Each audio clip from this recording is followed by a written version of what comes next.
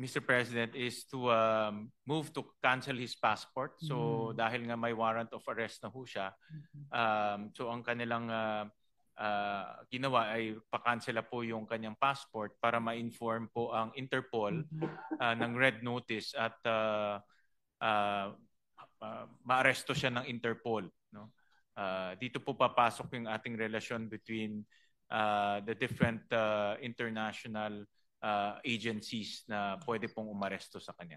Salamat, Mr. Chair. Para sana naman kung hindi kinakayanan ng isang officer of the bar na respetuhin ang isang warrant of arrest, isang national instrument, di magpatulong po tayo muli sa international community para naman mapaharap sa ating mga otoridad dito. I was advised by the Yes, Secretary and si Prosecutor General Faldon na a matter of time na lang po makakancel yung passport niya.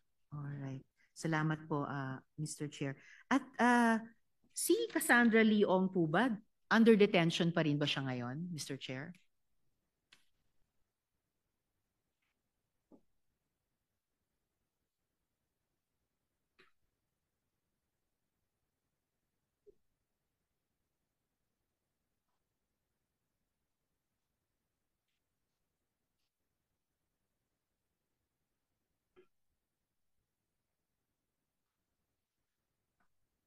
Ngayon po si Cassandra Leong naka-release ho siya, no? So hindi siya Paano po nangyari yon, Mr. Chair?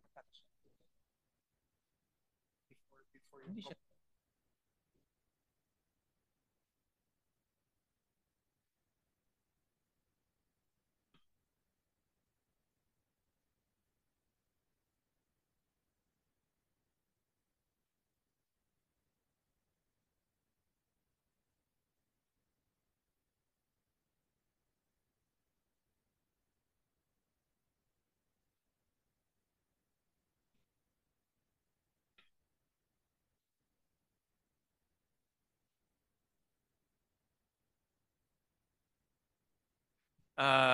Mr. President, actually nagulat rin ako.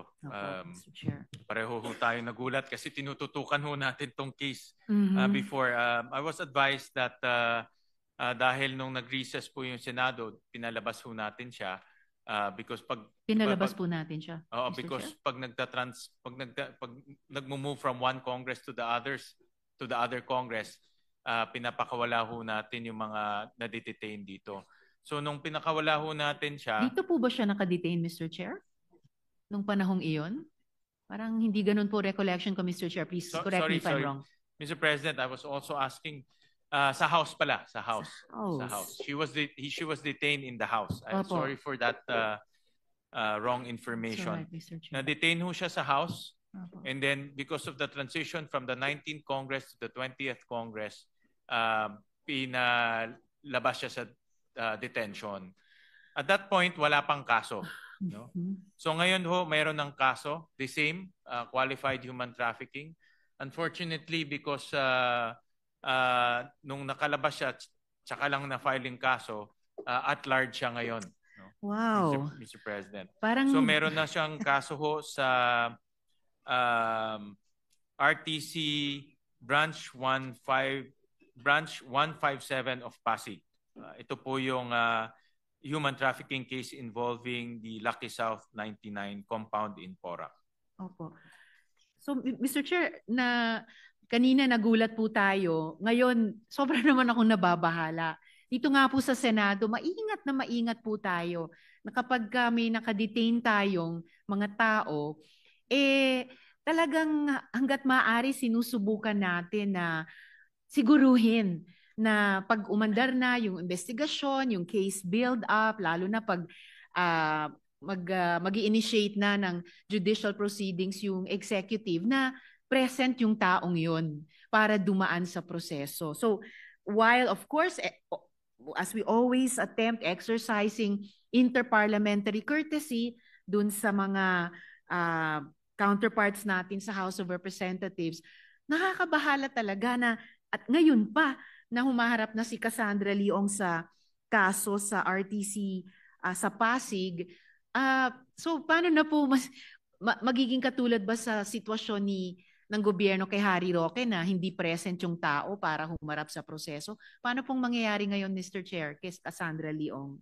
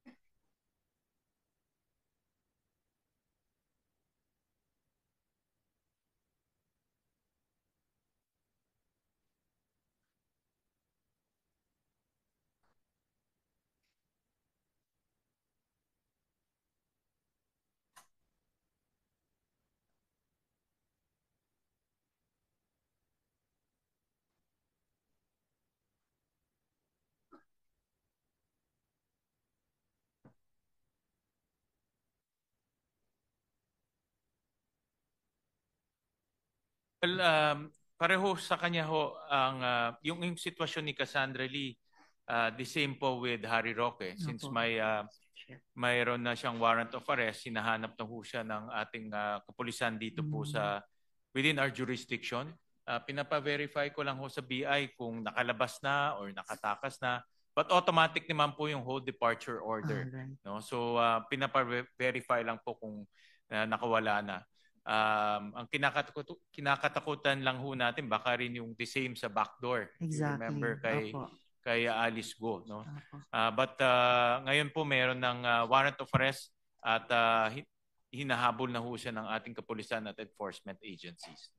Ma-update po ba tayo, Mr. Chair, sa pamamagitan ng chair ng BI agad, maybe within the day, kung ano na yung location, whereabouts ni Cassandra Leong?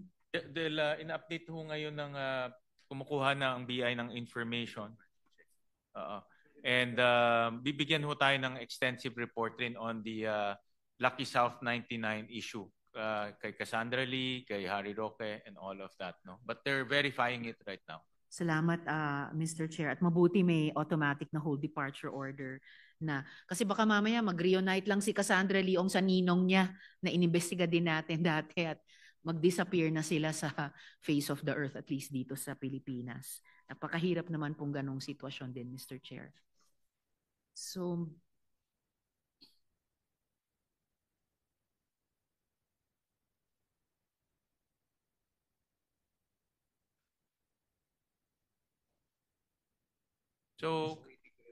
kay Cassandra Lee rin po, nag-file na rin po ang DOJ to cancel her passport rin. Okay po. Salamat, Mr. Chair. And I don't know kung... Record yes, po ng Department of Bureau of Immigration, wala naman pong record na lumabas ho siya ng bansa. Unless through the southern backdoor yun na naman, lang Mr. Chair. Alam naman ho natin yun ay mag-alis po part 2 possibility rin. siya. Hari nawa, hindi. Dahil hanggang ngayon, at least medyo naibsan na yung pagka mangha natin. Hanggang ngayon, di pa natin alam yung buong kwento paano nakatakas si Alice Guo noon. Pero at least nangyari na yung kahapon. Pero ayaw po sana natin mangyari na mag-Alice Guo part 2 si Cassandra Leong kung sakasakali. But salamat po para actually, sa update Alice, na iyon, Mr. Cassandra Chair. Lee part 2 dahil tumakas na siya before. Aray, kasama po siya noon. Tumakas na siya before. Nako, alam na alam po niya yung ruta at pamamaraan. So, sana po talaga ay mapaharap siya ng mga otoridad dun sa Pasig RTC, Mr. Chair. So, para sa DOJ, Mr. Chair, isang huling tanong, pwede po bang malaman ano yung proseso ng pag-apply para sa refugee status? And on average, ganong katagal po tumatagal yung prosesong iyon? I just like this answer on record, Mr. Chair.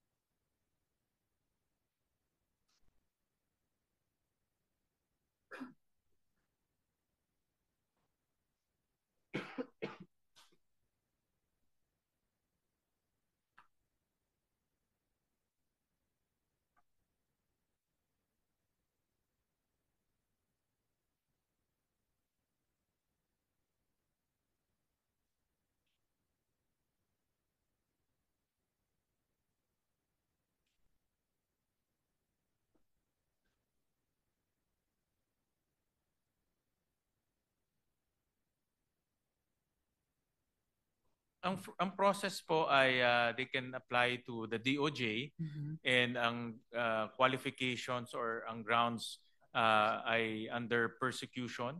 So whether you're persecuted for your political beliefs, for your religious beliefs, for your gender beliefs, race kasama rin po doon, and also statelessness pwede rin po. So they can apply for refugee status. At ganong katagal tumatagal yung ganong proseso, Mr. Chair, on average? About 2 years, 1 to 2 years. No? 1 to 2 yung years. Po, but I think that is a normal time frame kasi sa US yan rin po ang, if I'm not mistaken, yan rin po ang issue na habang ina-evaluate yung kanyang refugee status, pwede silang lumabas at hindi na rin mahanap pag lumabas na. No? So I think in my personal observation, that time frame is within that time frame, mga 1 to 2 years. Medyo hindi pala mabilis, Mr. Chair. Medyo matagal-tagal din po. Matagal-tagal rin. Okay, matagal-tagal rin. Right. So, importante din yung time frame kasi yung mga taong nangangailangan talaga ng asylum, minsan matter of life and death yung hindi masyadong matagal. Ano po? The yes, DOJ and the Chief State Counsel is listening, Mr. President, so they'll take note of that time frame. Salamat, Mr. Chair. At syempre, napakahalaga itong usapin ng asylum.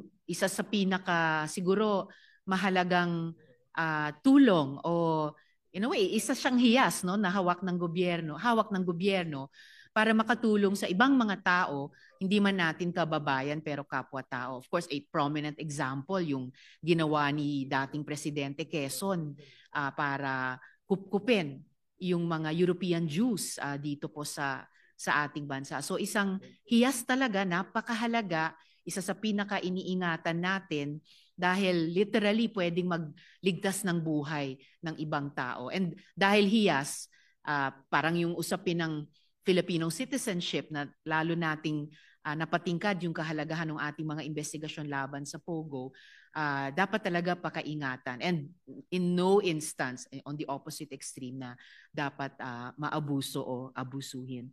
So just last manifestation not a question, manifestation, Mr. Chair, Mr. President. Hindi talaga ako mapalagay dun sa nangyari kay Cassandra Leong habang nasa custody siya ng House. Heaven forbid na kung may resource person na unang napaharap ng House sa kanya tapos mapakustody dito sa atin ay mapakawalan natin for whatever reason. So I would seek, kahit pagkatapos na nitong interpellation, I would seek the advice of the chair and even seek the advice of the Senate President kung proper ba mag-communicate tayo ang Senado sa House at kung proper man, observing interparliamentary courtesy, ano yung tamang paraan na mag-communicate na concern sa ganitong pangyayari at pagnanais na wag na po itong maulit muli at na hindi rin natin magawa sa sino mang resource person na nagaling sa House at anong mga pamamaraan para siguruhin na hindi ito mangyari muli. We have a few, I think, best practices here in the Senate, Mr. Chair, na pwede nating ibahagi sa kanila. Probably meron din tayong mga leksyon pwedeng matutunan sa kanila, mga best practices na not necessarily ma-institutionalize, pero by tradition, by practice, gawin natin para yung mga pinaghihirapan nating mga investigasyon over several years, mga pinaghihirapan ng ating executive agencies, ay hindi naman siguro mauwi sa wala, pero hindi lalong ma-delay at lalong mapahirapan, Mr. Chair. So I will seek the advice of the good chair and the Senate President actually, after this interpellation. If my memory serves me right, yung detention ni Cassandra Lee she was held in contempt in the House. Exactly. But because of the transition from the 19th to the 20th Congress and may Supreme Court ruling na the contempt charges ends with that Congress, pinakawalan ho siya. But that time nung pinakawalan siya, wala pang mga kasong i-file. No? So nagkaroon ng gap between that time na pinakawalan siya and the time na final po yung kaso. But rest assured that the DOJ is already moving. May whole departure order ho. Kakancelan ho yung kanyang passport para hindi ho siya makawala. at ginagawa po ng ating mga enforcement agencies po yung kanilang makakaya para mahuli po siya. I do understand, Mr. Chair. Nag-iisip lang ako kaya humihingi ng payo. Yep. Ano yung proper constitutional, legal na pagsisiguro? Again, anything proper para hindi na mangyari po itong muli. Pero maraming salamat po, Mr. Chair, maraming salamat po, Mr. President, at muli sa DOJ at lahat ng attached agencies para sa napakahalagang araw kahapon. Maraming salamat po at mabuhay po kayo. Thank you, Senator Tiveros. Majority Leader. Mr. President, last to interpolate is Senator Rodante Marcoleta. I move that he be recognized. Senator Dante Marcoleta is recognized. Salamat po, Mr. President.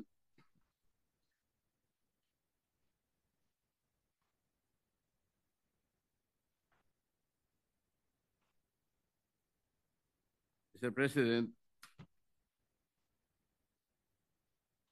nakita ko po dito sa ating mga pinagbabasihang mga dokumento, ang DOJ pala, Mr. President, ay meron ding mga malalaking confidential funds.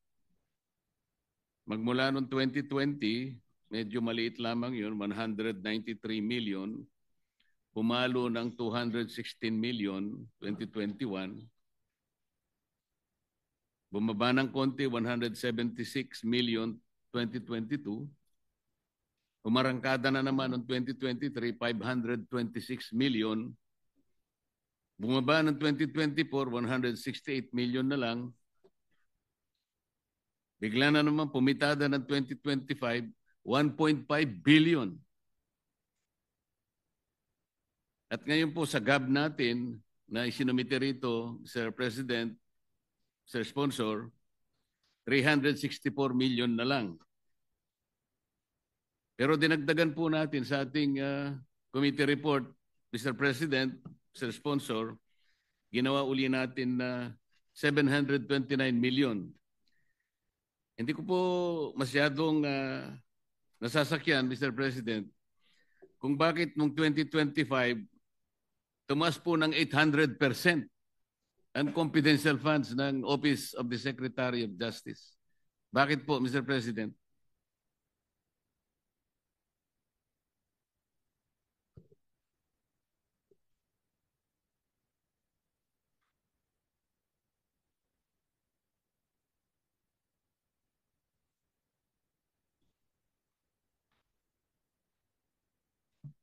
Tama ho kayo, Mr.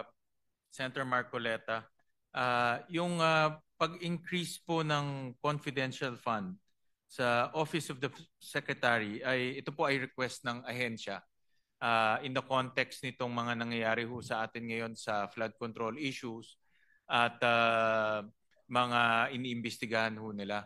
Ito po ay ginagamit nila sa pagkukuha ng mga information, pagkukuha po ng mga ebidensya, at ina-anticipate ho nila na in the following year, tuloy-tuloy rin po yung pag-iimbestiga ho nila. So, in fact, during if you remember, I think you were there during the budget hearing, isa po rin to sa mga tanong ko bakit from 1.1 billion yung confidential funds, bumagsak po siya sa 34 million. Dahil ang konteksto ho nito, ang daming iniimbestigahan, ang dami pong personalities na lumalabas. So after they realized na ganun ho talaga ang mangyayari, they requested for an additional 180 million, which we find reasonable in today's context. Mr. President, yung 2025 po na 1.5 billion, nauna na pong nailatag ito bago pa dumating ang iskandalo ng flood control. Paano po na project na darating ang iskandal? Ho yun, hindi iba ho yun. I was pertaining to the 2026 po. Hindi po, ang sinasabi ko yung... 2025? Hindi ko po masakyan. From 168 million ay naging 1.5 billion po noong 2025, lumundag po ng mahigit 800%. Hindi po pwede sigurong gamiting katwiran dahil nga naglabasan ng flood control. Wala pa pong flood control scandal nung ito po'y mailatag, Mr. President. Yung aking paliwanag, Mr. President, is for the 2026 budget kasi diretso ho namin kausap si Secretary Vida. And in fact nga, during the hearing, kung matatandaan nyo, sinabi ko, bakit ang liit considering na ang daming investigahan? So, nagmuni-muni ho sila at bumalik ho dito at humingi po ng 180 million. Pero po yung 2025 po, yung 2025 confidential funds, 1.1 billion doon ay congressional initiative. Yung kanilang original confidential funds was only 34 million. Dinagdagan po ng Kongreso. And ang konteksto naman ho doon, that time, iniimbestigahan po yung missing Sabongero. Yung po yung pinaka high profile case at that time. May mga case build up na even before. Kaya ho, nag-request ho sila ng ganun amounts. Pero at this time, hindi na ho ganun kalaki yung kanilang ini-request.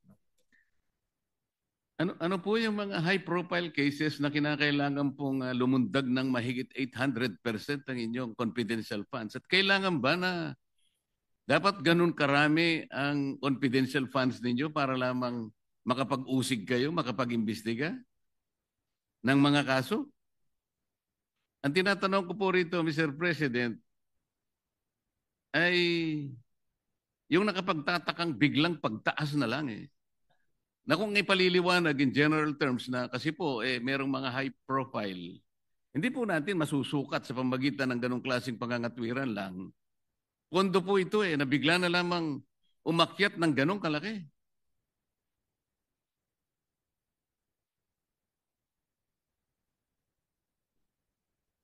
Well, at that time po, yung isa sa pinaka-high profile ay yung Mrs. Sabongero.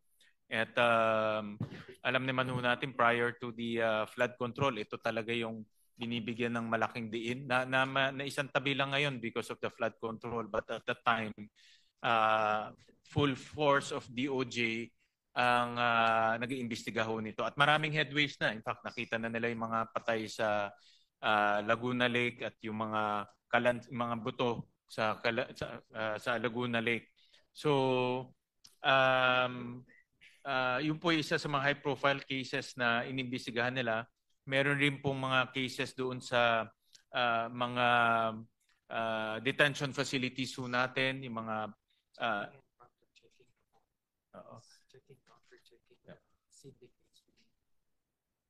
yeah. So yung mga sindikato po sa loob, yung nasabi po ng ating Senate President, yung mga drug dealers sa loob po ng piitan ho natin at minomonitor rin nila, kumukuha sila ng mga information at intelligence para po matukoy nila kung sino-sino ho yun. At that time po, ang POGO was still active. No? So may mga POGO activities pa ho at that time na minomonitor ho nila. No? So yun po yung mga high-profile cases na minomonitor po ng DOJ kaya kailangan ho nila ng confidential funds. No? Pero but for 2026, hindi na ho ganun kalaki ang ibinigay po ng Senado. Mr. President, gusto ko po sanang paniwalaan yung pagdadahilan na yun eh. Kaya lang nahihirapan po ako, pasensya na kayo. Para hanapin po natin yung nawawalang mga sabongero na di umano ay itinapon sa lawa ng ano na yun? Taal Lake. Ang nakuha naman natin yung mga buto ng palaka yata, Mr. President. 1.5 billion confidential funds. Yung dating ombudsman, hindi na nga po humingi ng confidential fund. Napikon na po rito sa usaping ito. Maging kang opisina ng Vice President, huwag niyo na akong bigyan. Pero kayo po, Mr. President, maski na po yung 729 million 2026, nalalakihan pa rin po ako eh. Nakita ko po kasi, tingnan po ninyo yung Office of the Alternative Dispute Resolution. Para sa akin po, ito'y napaka-importanting opisina, Mr. President. Alternative dispute resolution. Kung ito po ay mabibigyan ng impetus, kung ito po ay bibigyan nyo ng atensyon at hindi mamaliitin ang opisinang ito, bago pa ito ma-ripen into a case, kung talagang ganap na matetrain ng mga tao na nandito sa opisinang ito, napakalaki po ng igiginhawa ng ating justice system. Sipin ninyo, hindi matutuloy ang dispute. Napakarami ang ating maiiwasan. Pati resources ng government, makukonserve natin. Isip-isipin po ninyo. 2025 GAA, 160 million. 2026 NEP, 160 million pa rin. HGAB, 160 million pa rin. Mr. President, pati ba naman tayo, 160 million pa rin. Nakakawawa naman itong opisinang ito. Minumukay ko sana, Mr. President, kahit hindi pa panahon ng amendment, sa tamang panahon po siguro, tapyasin na lang po natin itong confidential fund ng Office of the Secretary na 729, hatiin natin. Ibalik natin sa 364.8 million. Yung 365 million ilagay po natin sa Office of the Alternative Dispute Resolution. Para sa ganun po kahit na 500 million lang. Lumakas ang loob po ng mga kawani rito. Huwag po nating mamaliitin ito, Mr. President. Malaking bagay po ito. Kung tayo po naniniwala ng mga Pilipino ay hindi naman palaaway talaga at ang mamahalan, dito lamang po, Mr. Secretary of Justice, na acting ka pa lang yata. Bakit hanggang ngayon acting ka pa lang?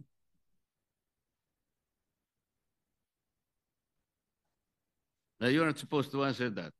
It's addressed to the sponsor.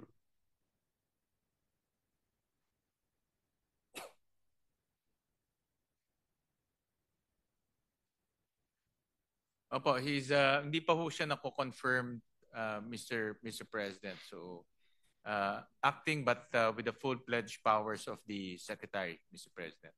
Well, Mr. President, just to be fair lang ho, noong 2025, ang kanilang confidential funds is 34 million. Ang nagdagdag po ay Kongreso. Hindi ho sila ang nagdagdag. So, at that time, noong 2025, I assume na yung mga legislators nakita na marami silang hinahawakan na kaso, marami ho silang hinahawakan na investigation, so dinagdagan po ng Kongreso at that time. And this year naman po, if you break down the 729, 500 million of those will go to the Witness Protection Program. No? Kasi nga, and ongoing to, alam naman ho natin, ang dami ho nag-a-apply sa Witness Protection Program at marami ho dito sa mga nag-a-apply ay mayroong direktang information, direktang impormasyon kung sino-sino po yung mga sangkot dito sa flood control issue. So kaya rin po nag-request ho silang dagdagan. So ito naman po ay meron mga justification sa pagdagdag, depende ho sa situation. At ini-evaluate naman po ng committee pag nagre-request sila. In fact, kaya sinabi ho namin na hindi ho pwedeng bumalik to sa dating bilyones. No? Magre-request lang ng reasonable amount depending on the task ahead in 2026. Oo nga po, Mr. President. So kung kayo po ay pumapayag, total 364.8 million naman sila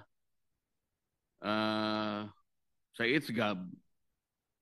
Ibalik na lang natin doon para po yung kalahati, kagaya ng aking pong pinapanukala, ibigay po natin sa opisina ng Office for Alternative Dispute Resolution. Magiging 500 million o 600, o halos 500 million po siguro, Mr. President, Mr. Sponsor, kayo naman po ang chairman ng Committee on Finance, baka sakali pong, para po lumakas ang loob naman ng opisinang ito, na talagang makatulong po sa pagre-resolve ng mga disputes ng ating mga kababayan. Maraming salamat po sa Mongkay, Senator Marcoleta. Alam ko isa sa mga advocacy nyo is itong alternative dispute resolution. Tama ho kayo na ang Pilipino po mapagmahal, no? At ayaw ho natin ng gulo at away. At yan po ay isa sa mga layunin po ng alternative dispute resolution na mag-ayos na lang at mapag-usapan po yung kanilang disputes. At pag-aaralan ho namin yung inyong mungkahi at nakita ko na maganda ang direksyon, kaya titignan ho namin kung how do we improve the budgets of the Alternative Dispute Resolution Office. Parang nakikita ko po, nararamdaman, pumapayag po kayo, Mr. Sponsor.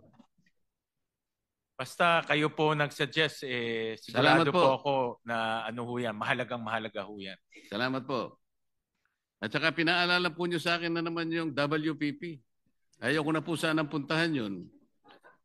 Pinaalala po ninyo, wala po ako magagawa. Pasensya na po. Ito si Secretary ho kasi. No? So, kasi alam naman po ninyo na nung nakaraang pagdinig ng Blue Ribbon Committee, nagtalo na naman po roon Dahil po ipinipilit po ng Prosecutor General na isa pong mahalagang requirement nga raw po ng restitution para po ang isang aplikante ay maproseso. Ako po talaga ay hindi papayag doon kahit saan tayo makarating, Mr. President. Sapagkat ako po bilang isang abogado, naiintindihan ko po yung batas. Hindi po ako pinakamagaling na abogado. Siguro po ako'y karaniwan lang abogado. Ngunit, sa akin pong pagkakaalam, kapag hindi po nakalagay sa batas, huwag po nating ipipilit. Kahit ano po ang sabihin ninyo, General Prosecutor Padulyon, hindi po niyo ako mapapaniwala. Sa totoo lang. Ngayon, kung aaminin nyo ngayon sa pagdinig na ito, na tama ako at kayo ay mali, maihinto na po ang pag-uusap dito. Kung hindi, aabot po tayo hanggang madaling araw. Pasensya na po, Mr. President. Nabanggit ko yung, hindi ko na babanggitin yung nabanggit ko. No? Napakahirap sagutin kung hindi ko naman banggitin yun. Pero, Mr. President, nakikinig po ang DOJ, nakikinig po ang Prosecutor General, at narinig ko po nung kayo po ay nagkaroon ng debate nung Blue Ribbon hearing, at nakikita ko po yung inyong punto, sila rin po nakikita inyong punto, at ito po ay kasama sa kanilang pag-aaral rin po, at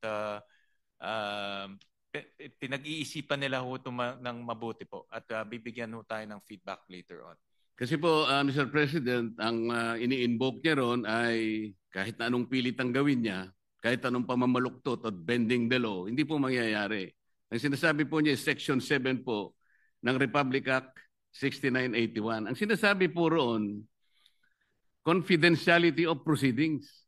Kasi tinatanong ko po nung panahon na yun, Mr. President, dahil nga pinipilit niya yung restitution, naalala ko, yung si Yusek Bernardo ay nabigyan ng temporary or provisional admission. So tinanong ko sa kanya, so nag-restitute ba ito? Ang sinasabi niya, ay confidential po yun. Saan ka naman nakakita ng sagot na gano'n? Hindi po pwede yun. Gusto ba ni General Secretary Padulyon, Mr. President, babasahin ko sa kanya lahat ng indispensable requirements and even the additional requirements kung paano po mapoproseso ang aplikasyon? Ngayon, kung ito po madali lang ang gusto ko sabihin. Lahat naman po tayo nagkakamali. Hindi naman tayo sigurado sa lahat ng sinasabi natin. Talaga po ang tao ay nagkakamali. Yun ang pagiging tao. If he has the honor to at least amend himself, sabihin niya lang na naipagkamali ko po yun. Tatanggapin ko na po yun. Ihinto na po ako rito. At hindi na natin pag-uusapan ng WPP kahit kailan.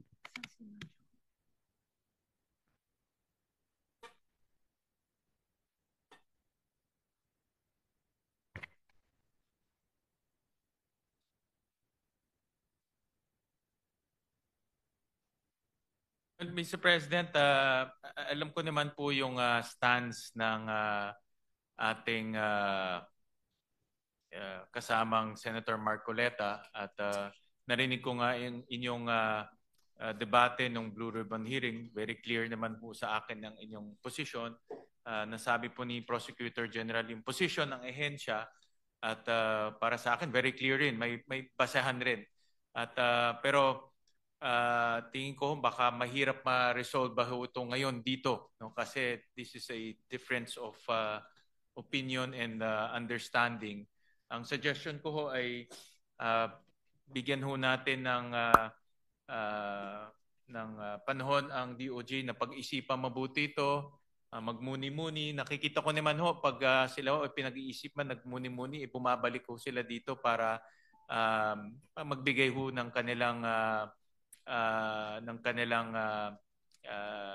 komento o ideya. At hindi inaamin rin ho nila yung kanilang pag-a-adjust, no? For example nga itong confidential funds nung bumalik secretary, sabi niya nagkamali sila at kailangan itong pondo. So nakita ko naman yung ganun nilang ugali at hindi naman ho sila maninindigan kung mali ho talaga o talagang hindi tama po yung kanilang ginawa. At hayaan na lang ho natin bumalik ho sila sa kanilang dito po sa issue na ito. Ang DOJ po, Mr. President, is the government's principal law agency.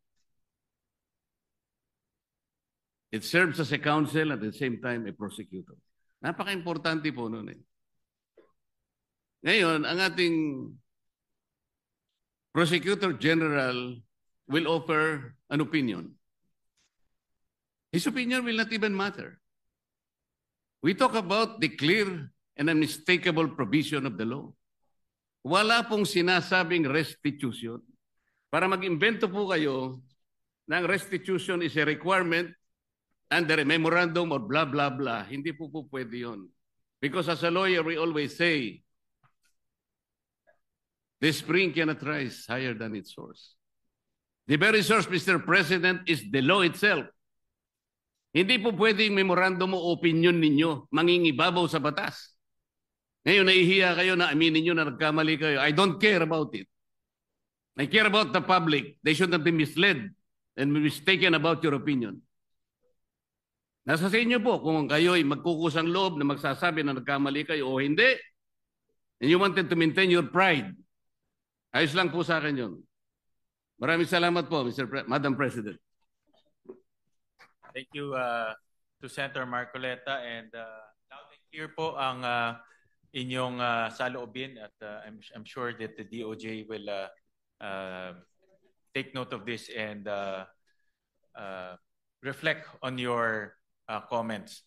Thank you. Thank you po. Salamat sa good gentleman mula sa Pampanga at Tarlac. Majority Leader. Yes, Madam President, last to interpolate is Senator Robin Hood Padilla. I move that he be recognized. The good gentleman from Camarines Norte and BARM is recognized para i-interpellate ang sponsor sa budget ng Department of Justice. Maraming salamat Senator po, Padilla. Ginang Pangulo, at sa ating pinunong mayorya. Maiksi lang po ito. Pwede po bang makasagot ang ating sponsor sa Opo, ilang malaking katanungan? karangalan po para sa aking na masagot ko po yung inyong mga katanungan. Maraming salamat po. Kanina po, narinig ko po ang ating mahal na kasama, Senadora Risa Hontiveros, sa kanya pong pahayag patungkol po sa naging desisyon kay dating Mayor Alice Guo. Gusto ko lang pong malaman kung magkakaroon po ba ng extradition sa kanya dahil napatunayan po ba na siya ba ay isang hindi Pilipino at siya ay isang Chino?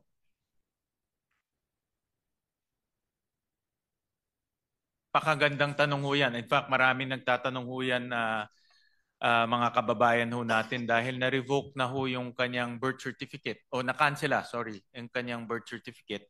Na-revoke na rin yung kanyang passport, hindi na ho siya Pilipino. Pero meron ho siyang kaso dito sa atin. Kahapon lumabas nga ho yung qualified human trafficking sentence ho niya. Kaya dito niya isa-serve yung sentence niya. No? Pero dahil yung sentence niyon ay lifetime, no? So ibig sabihin panghabang buhay ho siya dito mananatili. No? Pero hindi ho siya Pilipino in that case. wala pong pag-asa dahil ako po nung nangulungan, marami na po akong nakasama na mga foreigner. Opo, meron po diyan ay kaso din ay habang buhay. Opo, pero inaayos po nung embassy nila hanggang sa dumating ng mga panahon na padala din sa kanilang bansa. Yan po ba final na po yan na hindi talaga maipapadala? Well, qualified ho siya sa yung tinatawag nating GCTA, yung good conduct time allowance. No, so kung I'm sure alam niyo ho ito. Opo, no? I'm opo. sure pumasa kayo Produkto po ako niyan. I'm sure pumasa ho kayo ng GCTA. Mabait po ako mabait. Kasi nandito na kayo. So I'm sure produkto kayo ng GCTA. So baka nga qualified nandito rin pa siya. yung mga parole officer ko baka nandito pa. At least alam nila na good conduct ho talaga pinapakita nyo. So qualified ho siya. Potential na umiksi ho yung kanyang sentensya dahil kung nagpakita siya ng maayos na maayos na pag-uugali, pwede hong umiksi. Doon lang ang pwedeng masabi nating madideport ho siya, no? Okay. At that time. So kailangan po siyang mag-serve ng time. Yes, kailangan ho mag-serve dito sa ating bansa. No? Opo. Kasi dito po nangyari yung krimen. Okay.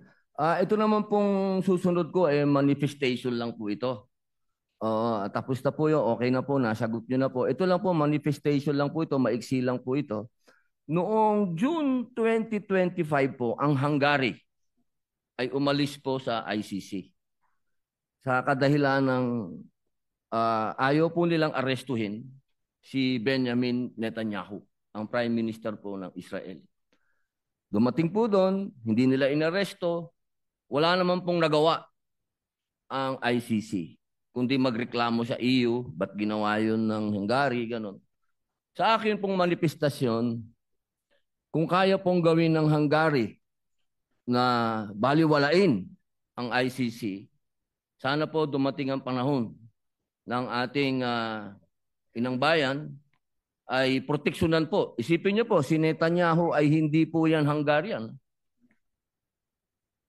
Sana po dumating ang panahon na maproteksyonan din po natin yung mga kababayan natin na inaakasuhan ng ICC. Wala naman po akong tanong, manifestation lang po yon na sana ay magandang halimbawa po sa atin ang Hungary. Yun lamang po, maraming salamat po. Thank you doon sa manifestation, Senator Robin. Maraming salamat po. Salamat.